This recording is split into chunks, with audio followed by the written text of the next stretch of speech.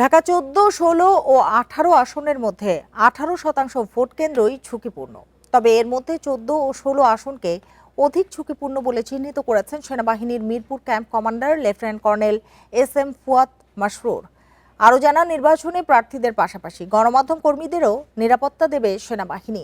সকালে রাজধানীর মিরপুরে ইনডোর স্টেডিয়ামে জাতীয় সংসদ নির্বাচনে ঢাকা 14, 16 ও 18 আসনের সার্বিক নিরাপত্তা ও নির্বাচনের প্রস্তুতি নিয়ে ব্রিফিং করে সেনাবাহিনী।